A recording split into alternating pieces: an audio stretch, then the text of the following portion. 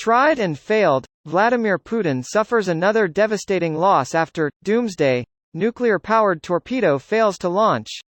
Here's a summary of the article. Vladimir Putin's infamous submarine, dubbed the Belgorod, is reportedly headed back to port after a series of failed tests in the Arctic Sea, RadarOnline.com has learned. Even more startling is the fact that the nuclear-powered torpedo launched from the Belgorod, named the Poseidon, and put into service in July, failed to launch from the submarine during a series of test launches. According to an intelligence source who recently spoke to CNN, the Poseidon is now back on the Belgorod and headed back to Russia by way of the Barents Sea. This can be seen as part of the bigger picture and Russia's recent military practice, sending ill-trained and under-equipped troops to Ukraine. The Western diplomat told the outlet, comparing Russia's failure to properly launch the Poseidon to the country's ongoing failure to take Ukraine. Not only did the Russian leader claim the Poseidon missiles could render U.S. missile defense systems useless, but he also claimed the Belgorod contained at least 6 Poseidon missiles plus a series of smaller submarines to be used for deep-sea tests and operations.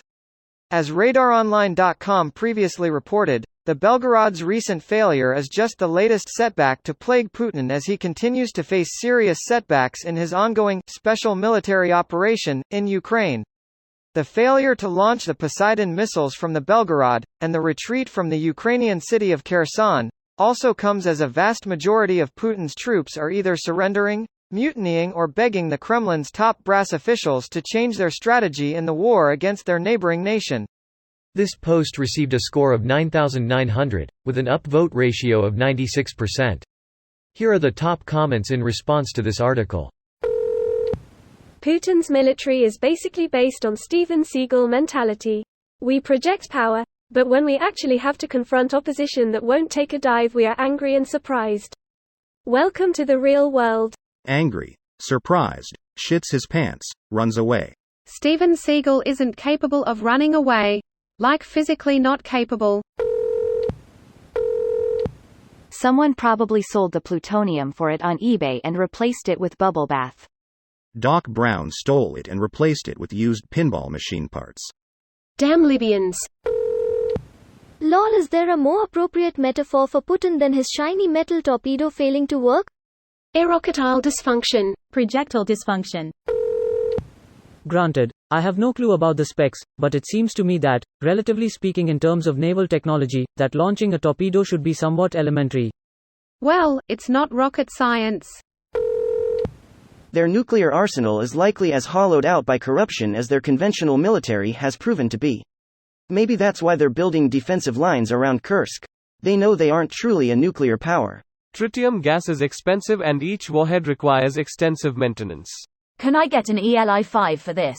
Fission bombs, which work by causing a chain reaction in a radioactive material. One method is to squeeze a sphere of metal with high explosives. One of the fuels for the secondary is a material called tritium. Tritium is also expensive AF. It's one of the reasons why the US spends so much money on nukes. You done good. I'm a moron and was able to follow. Thank you. Can confirm. I also understood it and I am also a moron. High five, moron friend. Years and years of graft at every level of the Russian government is playing out before our eyes. And the wonder weapons to save the war is basically Nazi playbook. Comrades, please. I ride horse half naked. Is that not hero enough? Blyet. Footage in future military documentaries about the Russian war effort against Ukraine will be sped up and set to Yakutisax. Yes, absolutely all of that. Russia's military industry is going through difficult times. Is the sweetest, kindest, most myopically coddling thing I have ever read in this life, and probably a couple others all combined. I don't think that anyone was expecting to find out that these guys were the literal punchline to the sick, millennia-long shaggy dog joke that has been human history. I wonder how many times Dadbod Dobby has tried to kill itself, but it can't even get that shit right. Hammer tech? Duh.